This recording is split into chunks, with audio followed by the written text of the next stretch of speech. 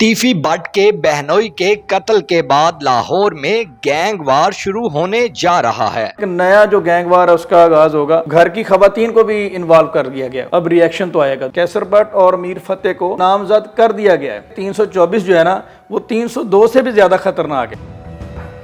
अस्सलाम वालेकुम नाज़रीन, उर्दू पॉइंट के साथ मैं हूं आपका मेज़बान फैज़ान हैदर। बालाज टीपू कत्ल केस के अंदर नई से नई अपडेट आ रही है। जिस तरह सोशल मीडिया पर आप देख रहे हैं कि टीफी भट्ट के बहनोई जावेद भट्ट को कैनाल रोड के ऊपर गोलियां मारकर कत्ल कर दिया जाता है।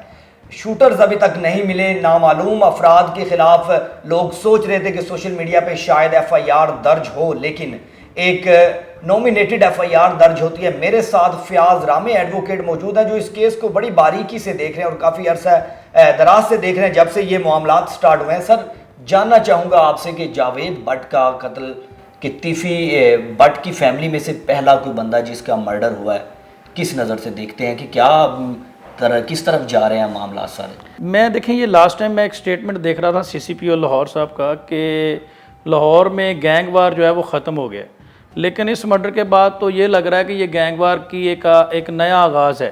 इसके बाद काफ़ी अरसे से क्योंकि मैं भी क्रिमिनल लॉ में प्रैक्टिस करता हूँ, बहुत सारे हाई प्रोफाइल केसेस भी देखे, इन सारी फैमिलीज़ के साथ तल्लुक़ भी है। गोगी भट्ट साहब के मामलात भी देखते रहे हैं, इनके भी देखते रहे हैं, दूसरी पार्टी के भी देखते रहे हैं। तो जहाँ तक मेरी असेसमेंट है, इसके बाद एक नया जो गैंगवार है उसका आगाज़ होगा। और ये जो जावेद भट्ट साहब थे, ये बड़ी एक कह लें कि इस तरह के मामला से इनका कोई ताल्लुक भी नहीं था। ये जस्ट सिर्फ उनके कारोबारी मामला देख रहे थे कोई 25-30 साल से। तो ये आप कह लें कि एक इजी टारगेट था जिसको इजी टारगेट था जिसको किया है, जिसने भी किया है। और इसके बाद डेफिनेटली अब रिएक्शन तो आएगा दूसरी पार्टी से। अच्छा, आप समझ रहे हैं कि जिस तरह उनके बहनोई को मारा गया था, अब दोबारा टीफी भट्ट ग्रुप से रिएक्शन आने का है उम्मीद? डेफिनेटली, जब क्योंकि इसमें सबसे बड़ी चीज़ जो है ना, देखें, घर की खवातीन को भी इन्वॉल्व कर दिया गया, उनको भी टारगेट किया गया है, तो इस चीज़ का रिएक्शन तो डेफिनेटली आएगा। अच्छा, FIR पे अगर हम आते हैं तो FIR आपने चूँकि पढ़ी भी है, देखी भी है, किस नज़र से देखते हैं आप उसको? देखें, FIR जो मैंने देखी है, मैं ऐसी FIR एक्सपेक्ट नहीं कर रहा था। अच्छा, जैसा जैसा आपने शुरू में कहा, मैं क्राइम सीन पे भी पहुंचा था जब ये इंसिडेंट हुआ, क्योंकि प्रैक्टिस करते हैं, देखते हैं, तो मैं भी वहाँ पे देखने के लिए पहुंचा था। और मैं यही समझ रहा था कि जिस तरह से हमने सुना मीडिया पे, न्यूज़ पे कि कोई नामालूम कोई शख्स आया है, उसने बाइक के ऊपर किया है, तो मैं भी ये एक्सपेक्ट कर रहा था कि कोई नामालूम शख्स के ख़िलाफ़ FIR कटेगी या पुलिस की मदय्यत में FIR कटेगी। लेकिन यहाँ पे जो जावेद भट्ट साहब का बेटा है वो कंप्लेनेंट है इस FIR में, और बड़ी स्ट्रॉन्ग FIR है। FIR इस तरह से स्ट्रॉन्ग है कि जो जावेद भट्ट साहब की बीवी है, जो उनकी मिसेज़ हैं, वो इस वकूवे की स्टार विटनेस है। अच्छा, और वो क्योंकि वो उनको खुद भी गोलियां लगी हैं, वो मजरूब भी हुई हैं, और वो इस गवाह उससे उनसे बड़ा विटनेस इस केस में कोई नहीं है। और ये FIR देखें कि इसमें FIR में 2 लोगों को नामजद कर दिया गया है। कैसर भट्ट और मीर फतेह को नामजद कर दिया गया है, और वो नामजद इनके इंकशाफ पे किया गया है। अगर आप FIR पढ़ें तो उसमें उन्होंने कहा है कि मेरी वालदा ने जो है वो सामने आने पे पहचान भी लेंगी, वो पहचान लेंगी जो 2 लोग अननोन है, इनको तो पहचान लिया ना, इनकी तो शनाख्त तो FIR में ही हो गई, अमीर फतेह और कैसर भट्ट की। तो ये तो नॉमिनेटेड इन FIR नामजद मुलजम हो गया, और गवाह ने इनको मौके पे शनाख्त कर लिया। तो ये तो बड़ी स्ट्रॉन्ग FIR है। ये उस खातून के बयान से लीगली बाहर ना जज निकल सकता है। मतलब 302 से तो बंदा बच सकता है, 324 से ये तो एक मुहावरा भी है कि 324 जो है ना वो 302 से भी ज़्यादा खतरनाक है। अच्छा, क्योंकि 302 में तो मरने वाला आके दोबारा स्टेटमेंट नहीं दे सकता, लेकिन इंजर्ड पर्सन जो सर्वाइव कर जाता है अटेम्प्ट टू मर्डर में, वो अननोन अक्यूज को शनाख्त भी कर सकता है, वो आगे बता भी सकता है कि किसने फायर किया। अच्छा, FIR भी दर्ज होगी, आपने जाए वकुआ पे भी जाके देखा, तो गाड़ी की सूरत हाल भी आपने देखी, तो शूटर्स की क्या आपको लगता है कि दोनों को मारना चाहते थे या सिर्फ जावेद भट्ट टारगेट था? देखें, उससे तो यही लग रहा था कि पूरी फैमिली को टारगेट किया गया, क्योंकि जिस तरह से गोलियों की डायरेक्शन थी, आपने भी वो सारा देखा। और उसमें जो इस तरह के लोग होते हैं जो बड़े प्रोफेशनल होते हैं, उनके लिए ऐसा तो होता नहीं है कि आप देखें कि एक मेन शाहराह जो लाहौर की है उसके ऊपर टारगेट किया गया है, तो वो एक बहुत ही एक्सपर्ट बंदे का काम है। और वो कोई ऐसा तो हुआ नहीं कि उन्होंने इसको टारगेट करना तो उसको हो गया। उनका इरादा जो था वो पीछे से इनको फॉलो कर रहे थे, जहाँ तक मेरी असेसमेंट है, और पूरा उन्होंने इंटेंशन के साथ तीनों को ही मर्डर करने की कोशिश की है। अच्छा, कैसर भट्ट को भी इसके अंदर नॉमिनेट किया गया एफआईआर के अंदर, जी, वो कैसे इन्वॉल्व होते हैं इस सारे मामले में? देखें, ये तो शुरू में अगर देखा जाए तो कैसर भट्ट साहब की तो इस ख़ानदान की तो खुद अमीर बलाज वगैरह के साथ मामला ख़राब थे, लेकिन बाद में सेटलमेंट हो गई, सुलह सफाई हो गई। तो अब ये भी देखना पड़ेगा कि वो सुलह सफाई में किस हद तक उनके साथ इन्वॉल्व हैं या नहीं है। तो ये तो अब अच्छा, ये भी अभी शक व शुबहात हो सकते ये देखें, कैसर भट्ट साहब को तो वो मोहतरमा जो है, जो जवेद भट्ट साहब की मिसेज हैं, उनके बयान के ऊपर नामजद किया गया ना। उन्होंने कहा कि जी 2 बाइक आए हैं, एक के ऊपर मीर फतेह साहब थे और कैसर भट्ट साहब, और 2 के ऊपर कोई नामलूम शार्प शूटर थे जिनको बाद में आइडेंटिफाई किया जाएगा। तो वो उनकी स्टेटमेंट पे नामजद किया गया।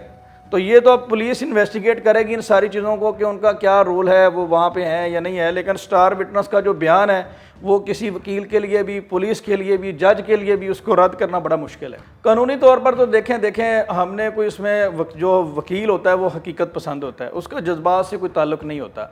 अगर कानूनी तौर पे देखें, एफआईआर की स्टोरी को देखें, स्टेटमेंट देखें, अदर सराउंडिंग सर्कमस्टांसेस देखें, तो फिर तो वो नज़र आ रहा है कि उसमें लीगली तो ये इन्वॉल्वमेंट तो फिर उनकी है। जिनको नॉमिनेट किया गया उनका बचना इस एफआईआर से किस तरह? बहुत मुश्किल है। बेल स्टेज पे तो उनका केस नहीं बनता। बेल स्टेज पे तो सीधा सीधा ये देखा जाता है टेंटेटिव असेसमेंट। बेल स्टेज पे ज़मानत की हद तक अदालत ने देखनी होती है मोटी मोटी बात। तो ये मेन शाहरा के ऊपर मर्डर हुआ है, इसमें आगे जाके 780 भी लग सकती है जिस तरह से एफआईआर की स्टोरी है, क्योंकि एफआईआर के लास्ट वर्ड यही हैं कि इससे पूरे इलाके में खौफ व राज फैल गया। तो ये जहाँ तक मुझे लग रहा है कि इसमें किसी सूरत भी प्रोहिबिटरी क्लास में ये ऑफेंस आता है, ममनुआ क्लास में, जिसमें बेल नहीं मिलती। और जो अक्यूज़ पर्सन है उनको डायरेक्टली नॉमिनेट किया गया है, खातून का बयान मौजूद है। तो ऐसी सूरत में अदालत ने यही चीज़ कहनी है कि sufficient material available on record which connects accused with the offence. तो ऐसी सूरत में वो नहीं है। ट्रायल स्टेज पे ये बातें देखी जाएंगी कि वो वहाँ पे मौजूद है या नहीं है। बेल स्टेज पे इनको बेल नहीं मिलने वाली। कैसर भट्ट की जानिब से वीडियो बयान एक दिया गया रात को, जो सोशल मीडिया पे काफ़ी वायरल है, कि कानून की पासदारी करेंगे और जब भी कानून उनको अपने पास बुलाएगा वो हाजिर होकर बता देंगे कि वो इस मामले में मुकम्मल तौर पर नहीं है।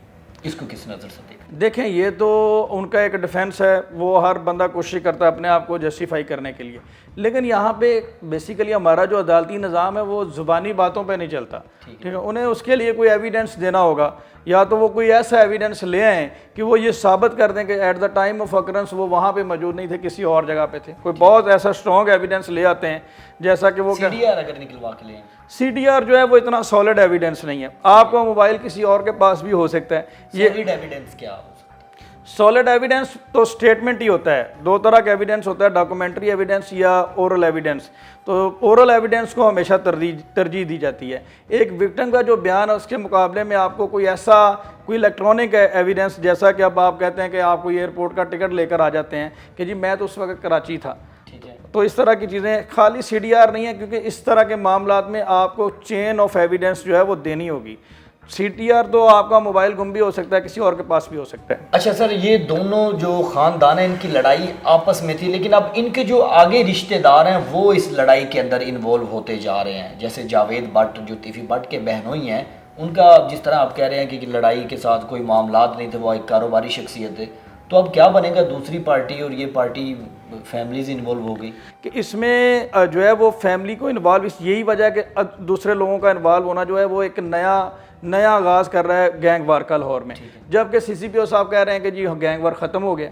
ख़त्म तो तब होगा जब आप मुकदमात को डिस्पोज ऑफ करेंगे, लोगों को इंसाफ मिलेगा, डिसाइड करेंगे। हम नहीं कहते कि फ़लाँ बंदे को नामजद कर दें। एक एफआईआर आई है, उसका क्या रिजल्ट है? पंजाब पुलिस का क्या किरदार है इसके अंदर?